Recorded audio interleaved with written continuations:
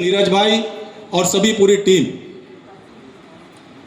यह जो महिला संवाद का कार्यक्रम है, यह वास्तव में आपको बताना है कि 2047 में जो हमारे देश के प्रधानमंत्री जी ने विकसित भारत की जो संकल्पना करी है, उसके लिए यह बजट मील का पत्थर साबित होगा। और महिलाओं के साथ बात करने का मतलब यह है कि महिलाओं का उसकी भागीदारी यह सुनिश्चित करती है कि भारत 2047 में जब विकसित भारत बनेगा तो हमारी बहनें उसमें हमारी क्या भागीदारी निभाएंगी और उनके लिए इस बजट में क्या प्रावधान किया गया है, यह सबसे बड़ी बात है। हमारी छात्राओं के लिए क्या प्रावधान किया, हमारी बहनों के लिए क्या प्रावधान किया, कैसे वो सबल बनेंगी, कैसे आत्मनिर्भर बनेंगी, इसकी चर्चा करने के लिए हम लोग यहां पर उपस्थित हुए हैं। सबसे पहले मैं बताना चाहूंगा कि जो बजट जो होता है, यह बजट तो हम लोग आपस में बात करते हैं, हम अपने घर में भी अपना बजट बनाते हैं। इस महीने हमारी आमदनी कितनी होगी और खर्च कितना होगा, बनाते हैं। हमारी बहनें तो ज्यादा बनाती हैं, यहां पर उपस्थित हैं, वो अपने बजट को बनाती हैं कि इस महीने अगर मुझे 100 रुपए मिलने वाला है तो मैं 90 ही खर्चा करूंगी, 10 बचाऊंगी। 110 का खर्चा है तो 10 रुपए मैं कहां से लाऊंगी, यह बजट होता है। इसी प्रकार सरकार का आम बजट है कि उसकी आमदनी और खर्च के बारे में जब हम चर्चा करते हैं तो हर साल यह बजट आता है। पहले जब बजट आता था 2014 से पहले, तो उस बजट में हम लोग क्या पढ़ते थे, क्या देखते थे अखबारों में, क्या सस्ता हुआ, क्या महंगा हुआ, इसके अलावा किसी को कोई मतलब ही नहीं था कि टीवी सस्ता हो गया, गाड़ी सस्ती हो गई, ये महंगा हो गया। हम कभी देश के बारे में सोच ही नहीं पाए, लोगों को समझाया ही नहीं कांग्रेस ने कि हमें देश के बारे में भी सोचना है। महंगा सस्ता तो सब कुछ चलता रहेगा, जब तक हम आत्मनिर्भर नहीं बनेंगे तब तक कैसे चलेगा भारत, कैसे विकसित भारत बनेगा। भारत को विकसित भारत बनाने की किसी ने कल्पना भी नहीं करी। इसलिए ये जो बजट है यह सबके लिए बजट है। यह लगभग 53.5 लाख करोड़ रुपए का बजट है और इसमें से एक बड़ा हिस्सा, सबसे बड़ा जो हिस्सा दिया गया है वो रक्षा के लिए दिया गया है।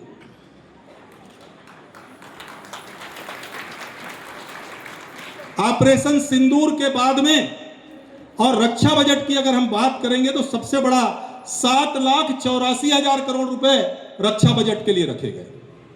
उसी प्रकार आप देख रहे होंगे आजकल सड़कें, आप लोग जहां जा रहे हैं, भारतमाला की सड़कें, NH, कहीं नई नई सड़कें जो बन रही है, उसके इंफ्रास्ट्रक्चर के लिए भी और लगभग 6 लाख करोड़ रुपए रखा गया।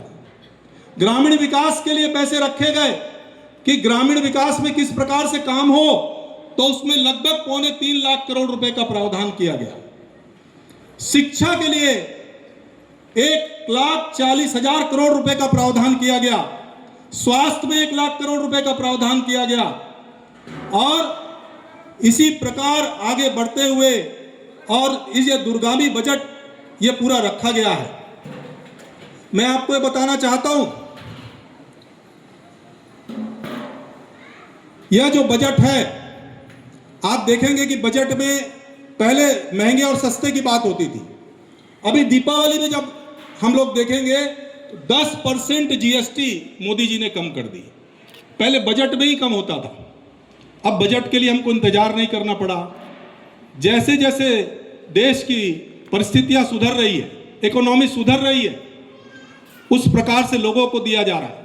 पहले 1 लाख, 1.5 लाख, 2 लाख रुपए इनकम टैक्स में छूट हुआ करती थी, अभी 12 लाख रुपए की छूट है मोदी जी के बनने के बाद में।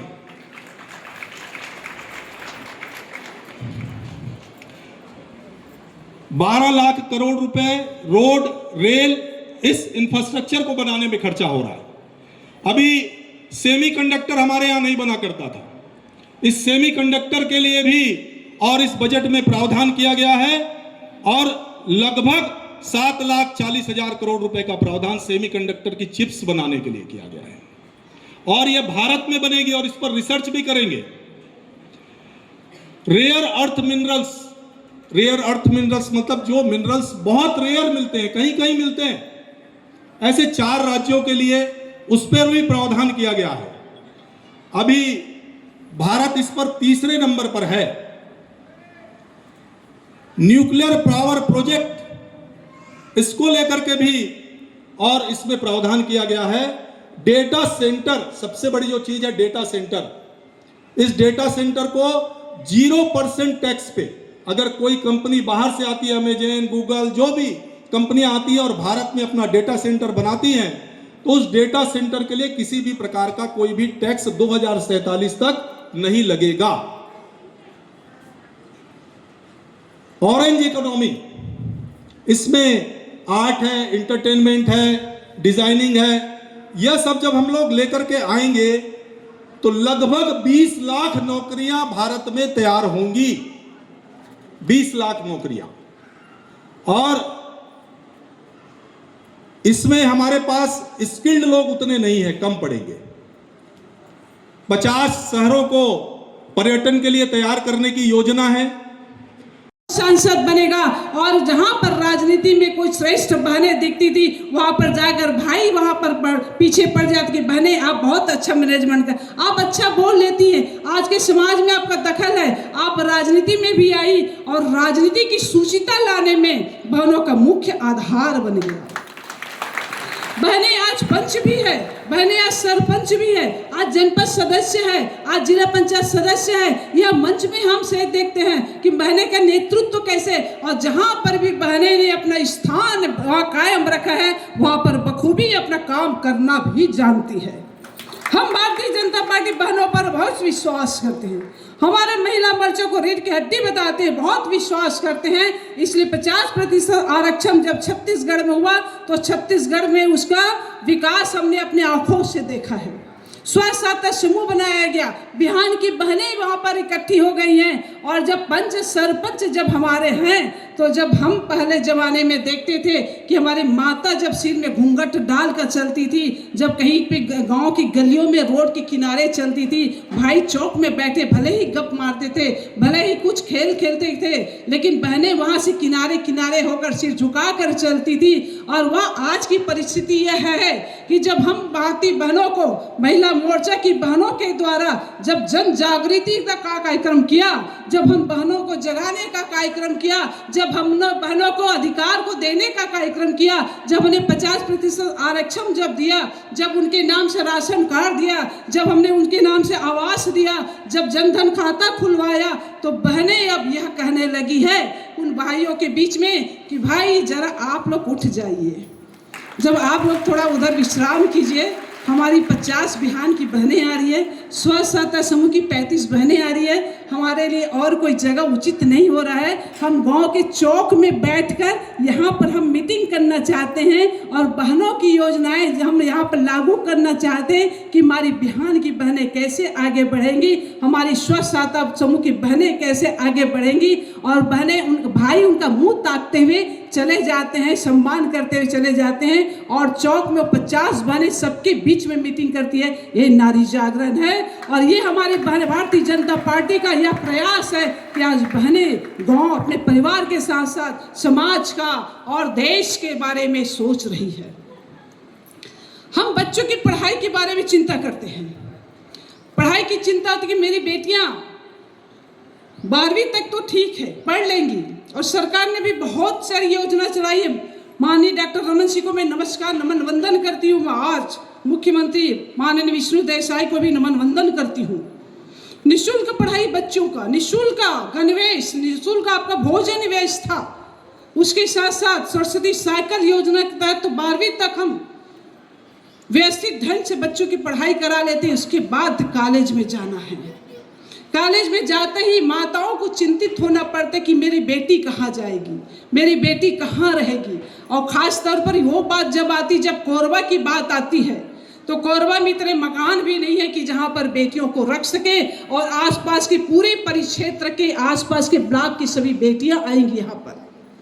उसमें उच्च स्तर की पढ़ाई करने के लिए किसी का चयन हो जाता तो हॉस्टल है, लेकिन वहाँ पर सभी के लिए उचित नहीं होता कि बीए कर रहे हैं, बीएससी कर रहे हैं, उनके बीकॉम कर रहे हैं, उसके लिए कहीं पर हॉस्टल की व्यवस्था हो।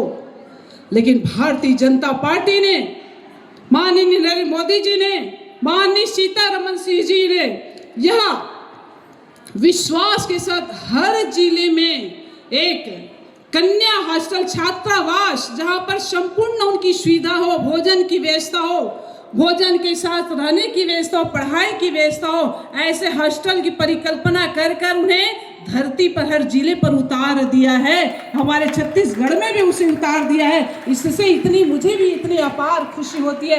मैंने बेटियों की बहुत सारी समस्या सुनी जब जिला पंचायत अध्यक्ष थी तब, और आज भी कि मेरी बेटियां रहने की व्यवस्था नहीं हो पा रही है, मेरे पास उतना पैसा नहीं है, मेरे पास इतनी पूंजी नहीं है कि मैं बेटियों को रख कर पढ़ा सकूं, बेटियों के अलग से किराए मकान ले सकूं। उन सभी के लिए शुभ संकेत है कि हमारी बेटियां उच्च शिक्षा में जा सकती हैं, कहीं कोई अवरोध होने वाला नहीं है। शिक्षा के साथ साथ उन्हें सुरक्षा भी प्रदान किया जाएगा और सुरक्षा के साथ साथ शिक्षा का भरपूर उपयोग करते हुए वह उच्च स्तर तक